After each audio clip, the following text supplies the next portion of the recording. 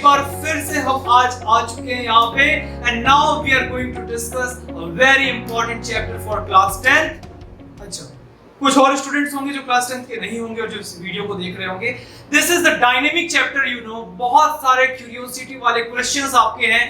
ये आसमान नीला क्यों दिखाई देता है, व्हाई द स्टार ट्विंकल्स, बहुत सारे ऐसे क्वेश्चंस हैं जो आपके इसमें सॉल्व होने वाले हैं। But for student of class 10th ये तो कंपलसरी हो जाता है बिकॉज पीरियोडिक टेस्ट 2 में और आपके SA1 के सिलेबस में भी ये आने वाला है।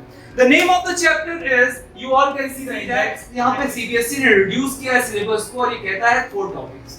First is refraction, second is dispersion, third is scattering and fourth is application. तो ये पूरा मैंने बाइफरकेट किया बाद में बिकॉज ये 4 टॉपिक्स इतने क्लियर नहीं हो पा रहे थे ना, तो सब टॉपिक्स में अरेंज कर दिया है। आप इसे पॉज करके स्क्रीनशॉट ले सकते हो, ठीक है? Very nice. So today we are going to study so many fantastic lessons. Okay. Here the first is Rayleigh law of scattering. ये बहुत important law है. Second is danger signs जो होते हैं ये रेड से क्यों बनते हैं? देखा होगा आप लोगों ने, आज बहुत सारी जगह पे ऐसा होता है, बिजली के खंभों वगैरह में बेसिकली रेड से लिखा होता है, खतरा, भूत बना रहता है ऐसा। हाँ, तो वो ऐसा क्यों होता है भाई? रेड से क्यों? कोई फेवरेट कलर है क्या गवर्नमेंट का? What is the science behind it? Scientifically discuss करेंगे इसको। और बहुत सारे पॉइंट्स हैं, like you can see, why do star आपको हायर दिखाई देता है? ये भी आपको बहुत सारे लोगों को पता नहीं होगा, बहुत सारे फैक्ट आज डिस्कस होने वाले हैं। That's why I told it is the important for all the students. So here you all can see the fourth amazing point and why sky is blue. The fifth point we are going to discuss is ये जो afternoon का time होता है जब सन को आप देखते हो, क्यों इतना ज्यादा ये व्हाइट सा हो जाता है? What's the reason? अच्छा, शाम होते होते तक, सुबह होते होते तक एकदम लाल सा रहता है, रेडिश होता है। What is the reason behind it? ऐसा है कि ये भी गिरगिट के जैसा रंग बदलने लग गया? हाँ, साइंस क्या है? This is all and all so many curiosity आपका चैप्टर सॉल्व करने वाला है। फिर हम पढ़ने वाले हैं कुछ detail, that is TI, total internal reflection, ठीक है? इसके बाद बात होगी क्रिटिकल एंगल, कौन सा एंगल क्रिटिकल होता है, और पता है इस यूनिवर्स में सबसे अच्छी चीज क्या है? बहुत सारी अच्छी चीजें हैं but our planet is the best. तो यहाँ पे रेनबो फॉर्मेशन कैसे होता है आप सभी लोगों का एक्सपीरियंस से देखेंगे। And now twinkling of star, बचपन से पढ़ते हुए आए हैं क्या?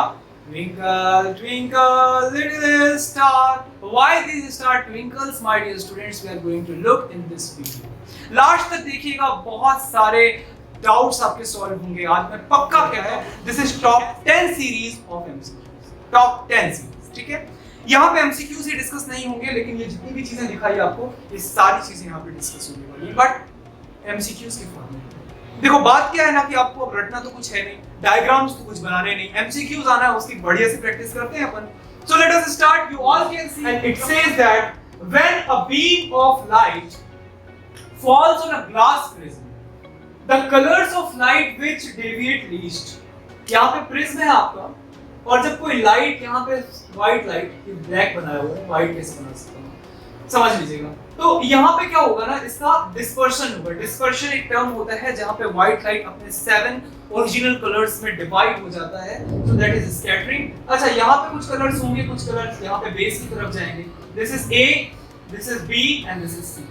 तो ये बेस की तरफ कुछ कलर्स जाएंगे, तो ये तो ज्यादा डेविएट हो जाते हैं, कुछ लेस डेविएट होते हैं। तो ये पूछ रहा है कि लेस डेविएट कलर कौन सा होता है? There are 4 options all. The first option is violet, second option is red, third is green and fourth is blue. You can pause the video and can think about the answer. I would like to tell you more about it. So you all can see this is all and all because of Rayleigh law of scattering. ये scientist से Rayleigh और इन्हें scattering का एक law बताया। क्या कहते हैं ये? He says that the intensity of the scattered light जो होती है ना, inversely proportional to the fourth power of wavelength of a wave. Fourth power means कहते हैं I is inversely proportional to 1 upon lambda to the power fourth power. Okay?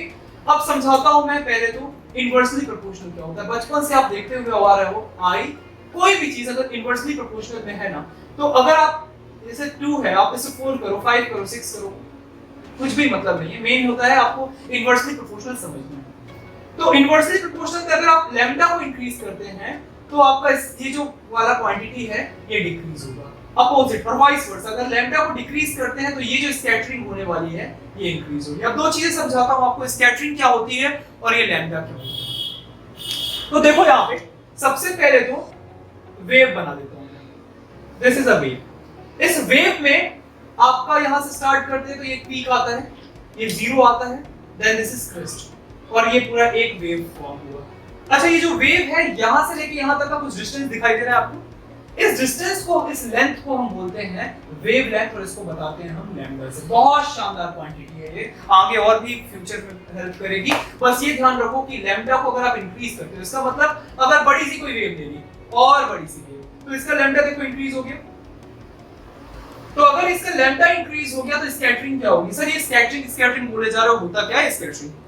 Actually scattering मतलब होता है फैला देना किसी भी चीज को। जैसे मैं आपको बॉल फेंक के मारूं, हाँ, तो आपके पास डायरेक्ट पहुंचेगी, मतलब वो स्कैटर नहीं हुई, वो फैली नहीं, जैसी बॉल मैंने फेंकी वैसी आपके पास पहुंचेगी। अगर मैं आपको कलर फेंक के मारूं, होली चल रही है और ले बढ़िया गुलाल फेंका, तो ये जो गुलाल है चारों तरफ फैल जाएगा, this is scattering.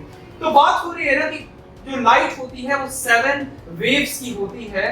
Now after that you will be able to see those 7 waves, ठीक है। उसके पहले मैंने ये क्लियर कर ही दिया आप लोगों को कि कौन सा क्या इंक्रीज होता है और क्या डिक्रीज होता है ना। फाइन ऑल ऑफ यू, समझ में आ गया ना इंटेंसिटी और लैम्डा का जो रिएक्शन है, बहुत बढ़िया। Now there are 3 waves, 7 colors you all can see here and it is starting from violet goes to the red। अब इसमें से सबसे ज्यादा कौन स्कैटर करेगा? हाँ, जिसका वेवलेंथ ज्यादा होगा वो स्कैटर करेगा। In this diagram you all can see the wavelength of red is the most। तो जब लेंथ ज्यादा होगी, लैम्डा ज्यादा होगा, तो इंटेंसिटी कम होगी, स्कैटर कम करेगा। और अगर वायलेट को देखो आप, तो ये जो वायलेट है ये कैसा करेगा? बहुत ज्यादा फैल जाएगा, स्कैटर हो जाएगा, ठीक है।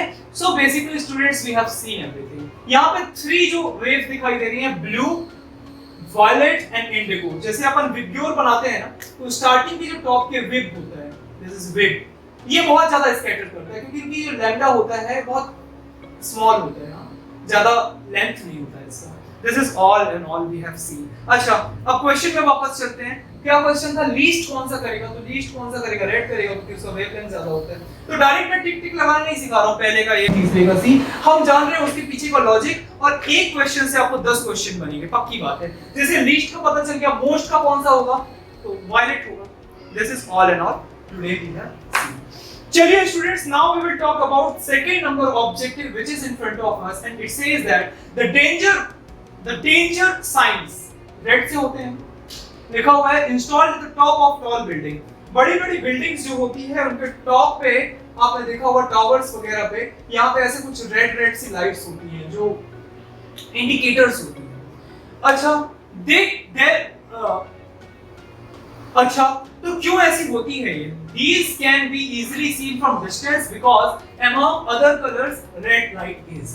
ये रेड लाइट का क्या ऐसा स्पेशलिटी है, इसको यहाँ पे रखते हैं? पता है फ्लाइट वगैरह आती है ना, जब टावर्स में ये देख लेती तो पता चल जाता है कि हाँ इसका देयर इज समथिंग वैल्यूएबल, ठीक है। तो यहाँ पे 4 ऑप्शन से जल्दी से देखते हैं। A says that is scattered the most smoke, is red light is scattered the most by smoke। अगर स्मॉग आ गया यहाँ पे तो रेड लाइट ज्यादा डेविएट होगी क्या?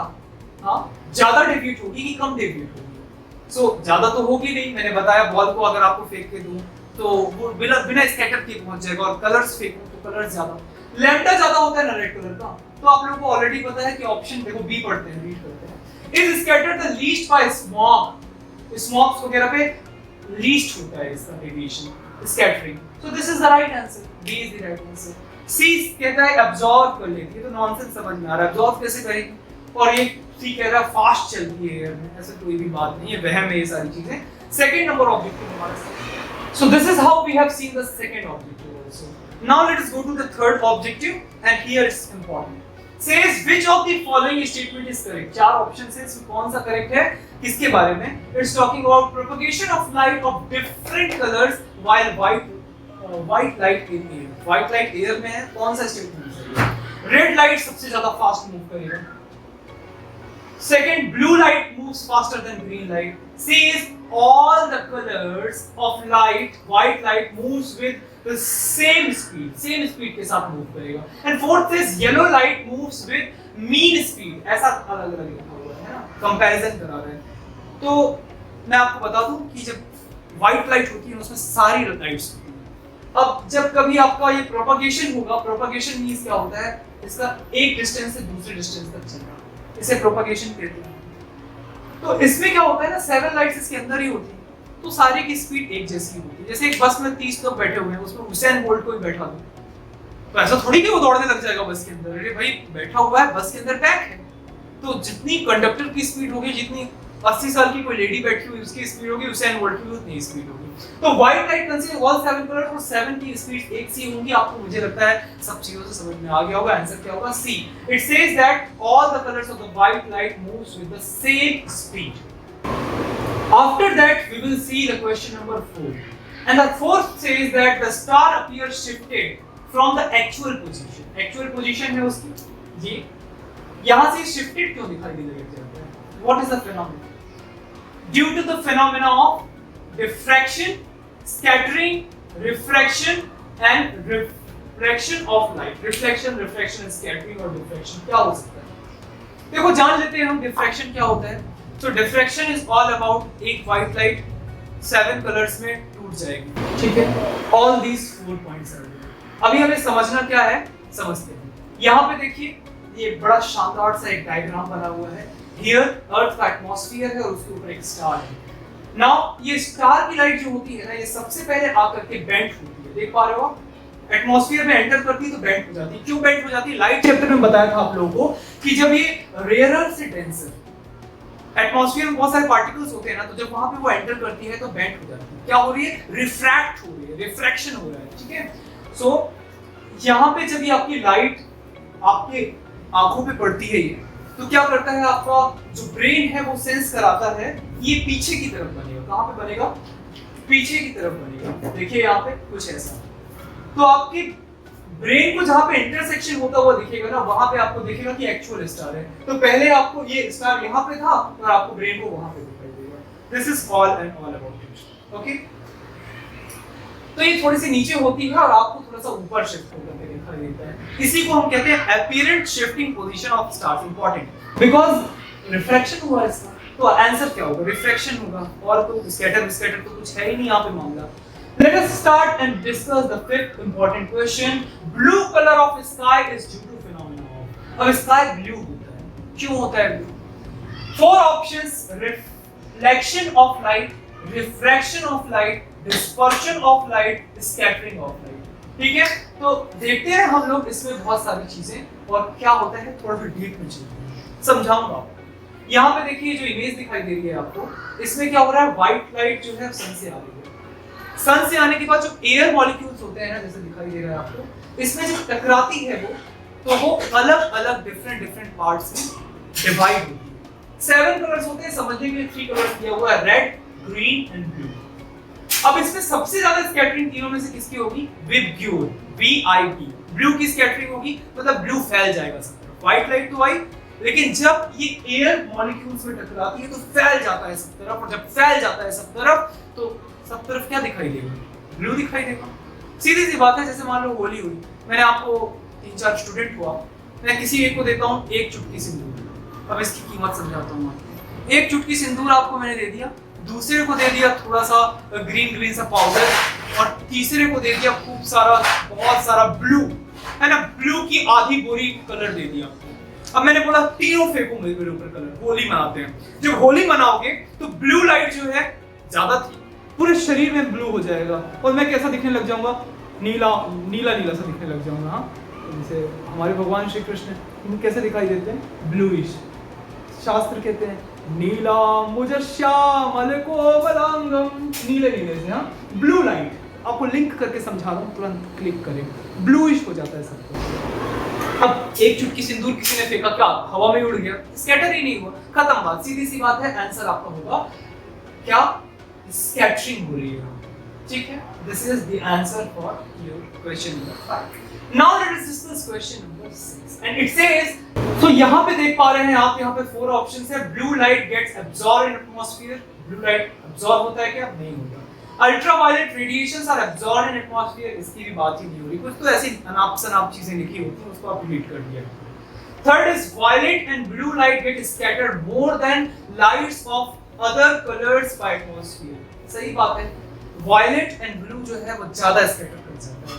And fourth is light of all the colours is scattered more than violet and blue colours light by atmosphere. तो बाकी कलर्स का थोड़ी ना ज्यादा स्कैटर होता है। The option is C. आपको भी यही लग रहा होगा।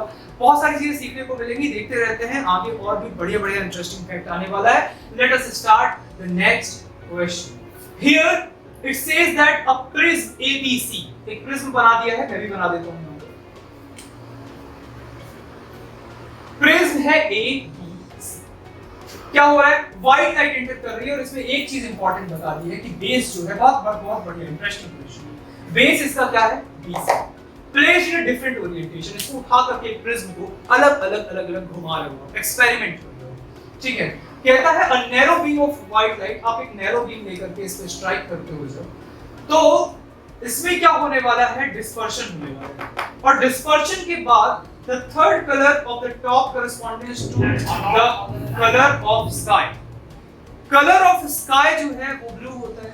तो ये कह रहा है कि टॉप से, यहां से ये स्कैटर होगा, 7 कलर में डिवाइड करेगा और बोल रहा है, रीड कीजिए अच्छे से क्वेश्चन को, third colour from the top, first colour B। तो ऐसा रेनबो कब बनेगा? ऐसे कलर की स्कैटरिंग या स्पेक्ट्रम कब बनेगा?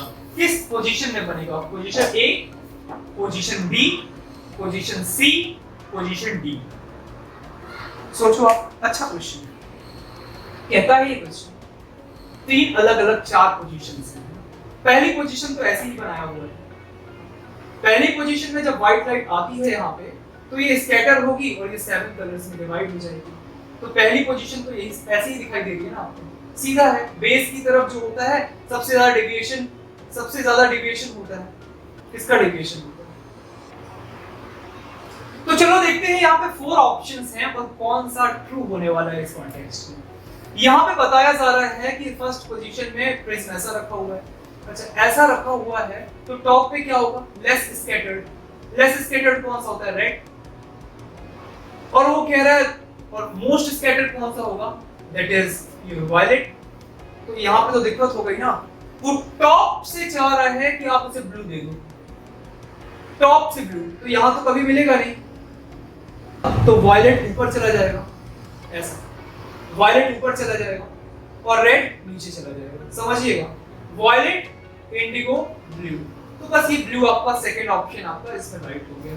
थर्ड और फोर्थ को भी डिस्कस कर लेते हैं। तो जो फोर्थ वाला है वो तो एकदम बकवास सा है। क्या लिखता है? BC जो आपका बेस है उसी पे स्कैटर करा रहे हो। और बेस पे कैसे स्कैटर कराओगे? राइट, मतलब टेबल वेबल में रखोगे, आप किसी चीज में रखोगे, बेस थोड़ी ना स्कैटर होता है, वो साइड वाले साइड से चलते हैं। और जो C ऑप्शन है वो भी इधर कहीं से भी करा रहा है, तो AC एंड B इधर पे कोई फाइनल बनेगा नहीं। ऑप्शन आपको इसी से समझ में आएगा कि किस तरीके से टॉप पे रेड होता है, बॉटम पे वायलेट होता है। कब देख पा रहे हो पोजीशन? ये 2 पोजीशंस हैं। हो सकता है बहुत तरीके से घुमाए आपको, लेकिन आपको ये 2 चीजें पकड़ के रखनी है। That will be the answer of this question, the second. So this is how we have seen about this prism and option will be second. इसके बाद बात करते हैं next question, which is about question number 8 and says at noon the sun appears white. क्यों भैया white क्यों दिखता है? There are 4 options. First is says light least scattered, white light कम स्कैटर करती है। Second says all the colours of white light are scattered away, सारे colours scattered हुए। सी कहता है blue colour scattered the moon, क्योंकि blue बहुत ज्यादा स्कैटर होता है। तो अगर ऑप्शन ऐसा होता, क्वेश्चन ऐसा होता ना कि व्हाई स्काई इज ब्लू, तो आप सी में जाते। अभी जाने की जरूरत नहीं, व्हाइट की बात हो रही है। And D says red colour scattered the most, red colour सबसे ज्यादा स्कैटर होता है। ये 2 लास्ट की तो बहानेबाजी है।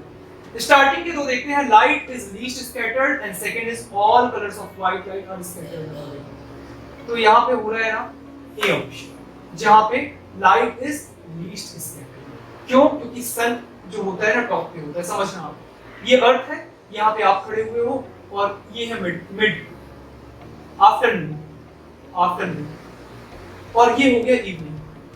यहाँ पे बना लेते हैं इवनिंग, ये आपका सन ही है दोनों। तो यहाँ पे जो डिस्टेंस होती है ना ये कम होती है, तो लाइट्स जो आती हैं वो डायरेक्ट आ जाती है, स्कैटर्ड ज्यादा होता नहीं है, व्हाइट लाइट हमें अपीयर होती है। यहाँ पे मैं देखता हूँ सन आफ्टरनून के टाइम पे व्हाइट होता है, लेकिन अगर ये इस तरफ हॉरिजॉन पे शिफ्ट हो जाता है तो ये कैसा दिखाई देने लगता है, मुझे दूर होता है और यहाँ से फिर दूर के लिए ज्यादा बड़ी वेवलेंथ चाहिए होती है, रेले लॉ ऑफ स्कैटरिंग बताई थी। तो रेड कलर आपके पहुंचता है इसीलिए सनसेट और सनराइज के टाइम पे आपको रेड दिखाई देता है और टॉप पे आपको आफ्टरनून में हमेशा ये व्हाइट दिखाई देता है। This is all and all about this question. Option A is the right answer. Question number 9 says which of the following phenomena of light are involved formation of rainbow। यहाँ पे तीन formations के तीन phenomena के sets बनाए हुए हैं और पूछ रहा है कि रेनबो फॉर्मेशन में कौन सा सेट काम कर जाता है। तो पहले तो जान लेते हैं रिफ्लेक्शन क्या होता है। रिफ्लेक्शन मतलब व्हाइट लाइट आई या कोई भी लाइट आई, बाउंस बैक हो गया तो उसे क्या बोलेंगे, नॉर्मल के रहो, रिफ्लेक्ट कर दिया। रिफ्रैक्शन क्या बोलेंगे, refraction is if light is coming और उसके बाद ये बेंड हो जाती है अपने पोजीशन से, इसे रिफ्रैक्शन कहते हैं। डिस्पर्शन किसे कहते हैं, व्हाइट लाइट 7 कलर्स में डिवाइड हो जाती है, उसको हम डिस्पर्शन कहते हैं। और टोटल इंटरनल रिफ्लेक्शन किसे कहते हैं, वो सारी चीजें अभी हम देखते हैं इसमें, तो सबके बारे में डिटेल में डिस्कस करते हैं और उसके बाद आप आंसर पे खुद ब खुद पहुंच जाओगे। So here you all can see that ये जो वाटर ड्रॉपलेट है यहाँ पे एक व्हाइट लाइट आ रही है। White light has composed of 7 primary colours. Now विग्योर बोलते हैं इसे। We also know that prism जो होता है वो 7 कलर्स में से डिवाइड कर देता है, ठीक है, गुड। वाटर ड्रॉपलेट भी एक प्रिज्म जैसा ही काम करता है यहाँ पे, एग्जैक्टली लाइक अ प्रिज्म। यहाँ पे जब व्हाइट लाइट आ रही है ना तो ये 7 कलर्स में डिवाइड कर देता है। अब इसके बाद क्या होगा, देखो ये डिस्पर्स लाइट्स जो है ये आपकी एक साइड पे आ जाती है एंड ईच लाइट कलर एक बार फिर से डिफ्रैक्ट होगा, फिर से रिफ्लेक्ट होगा। ये क्यों ऐसा रिफ्लेक्ट हुआ, वेट अ मोमेंट, व्हाई, ये बाहर भी तो जा सकता था ना, क्यों ऐसा रिफ्लेक्ट हुआ, इसे कहते हैं टोटल इंटरनल रिफ्रैक्शन। पूरा का पूरा रिफ्लेक्ट हो जाता है यहाँ। टोटल इंटरनल रिफ्लेक्शन क्या होता है मैं आपको समझाता हूँ। तो देखो क्या है ना, ये एक मैंने बनाई, यहां पे ड्रॉ किया मैंने नॉर्मल, एक अब यहां पे दो कंसीडरेशन देते हैं, ये है डेंसर मीडियम और ये है आपका rarer medium.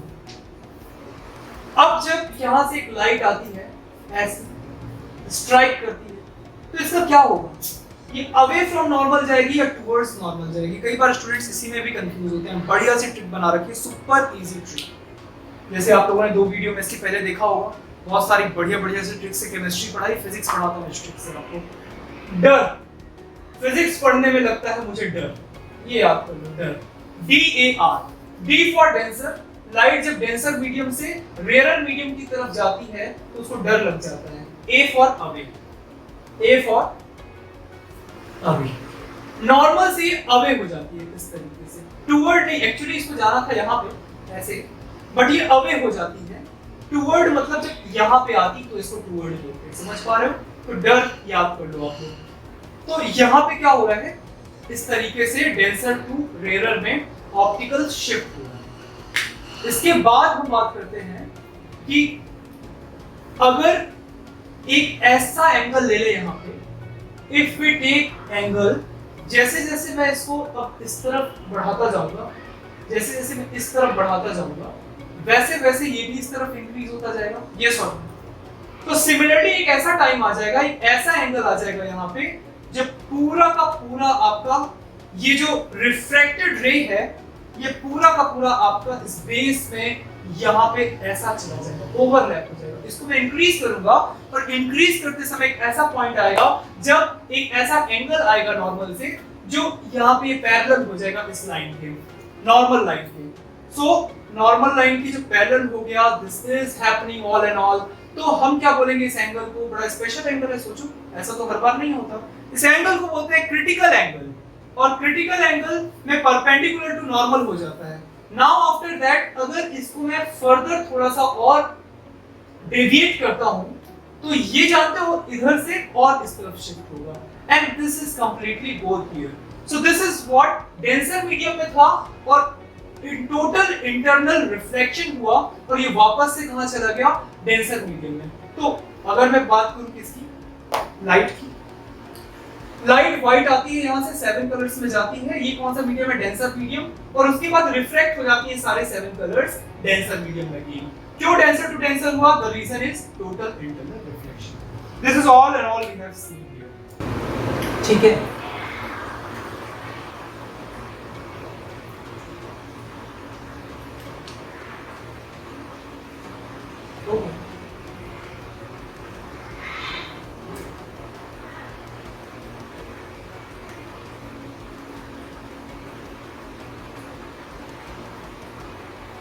So water droplet में भी ऐसा ही होता है स्टूडेंट्स।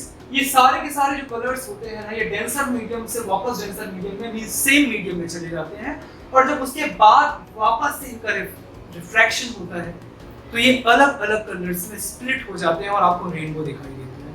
ठीक है, so this is the rainbow formation. This is how beautifully we have seen students rainbow कैसे फॉर्म होता है।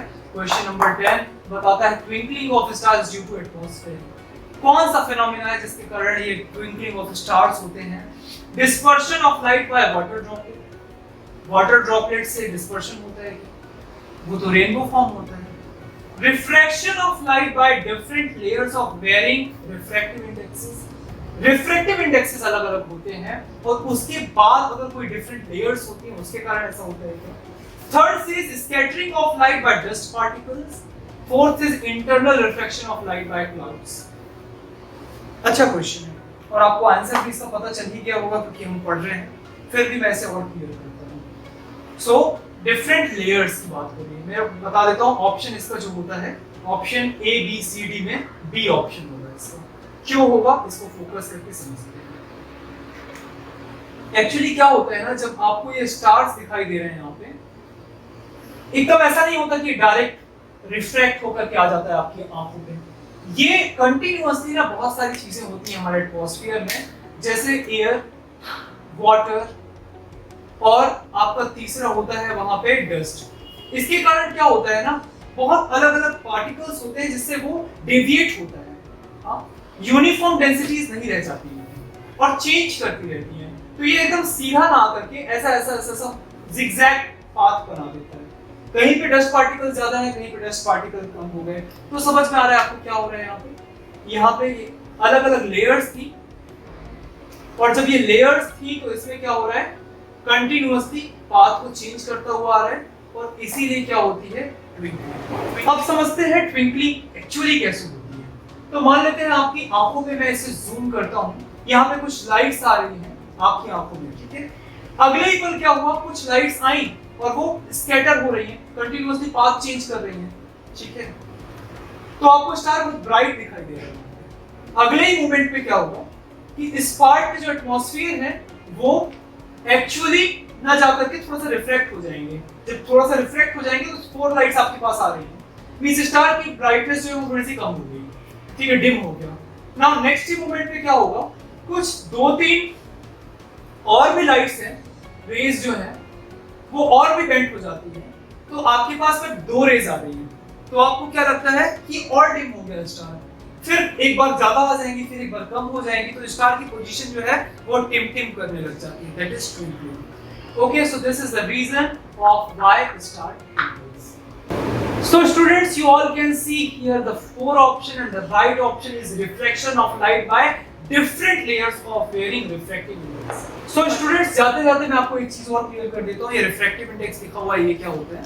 चैप्टर नंबर 10 जो लाइट है वहाँ पे इंपॉर्टेंट डिस्कशन है, यहाँ पे स्नेल्स लॉ वगैरह भी है। आप फिर कभी मैं इस पे वीडियो बना दूंगा तब आप डिटेल में देखिएगा। बस ये समझ लीजिए, रिफ्रैक्टिव इंडेक्स ये डिसाइड करता है कि आपकी स्पीड ऑफ लाइट अलग अलग मीडियम्स पे कैसे अलग अलग होती है। So the option is B. Students, इस तरीके से रिफ्रैक्टिव इंडेक्स की डिस्कशन हो गया है और आज इस लेक्चर में टॉप 10 डिस्कशन हो गए हैं ऑब्जेक्टिव्स। आई बिलीव दैट केवल और केवल आपके टॉप 10 की नींव में बहुत सारा कॉन्सेप्ट सीखा है और किसी भी तरीके का ऑब्जेक्टिव आपके सामने आए तो आप स्कोर कर लोगे। Now finally I would like to request सारे स्टूडेंट्स जल्दी से जो देख रहे हैं वो सब्सक्राइब कर लीजिए चैनल को, बिकॉज बहुत सारे नोटिफिकेशंस आने वाले हैं आपके पास में। वी हैव अ प्लान, बहुत सारा प्लान कर रखा है, खूब सारी वीडियोस डालने वाले हैं, S7 की कंप्लीट प्रिपरेशन देंगे आपको। So with this stay tuned, thanks a lot.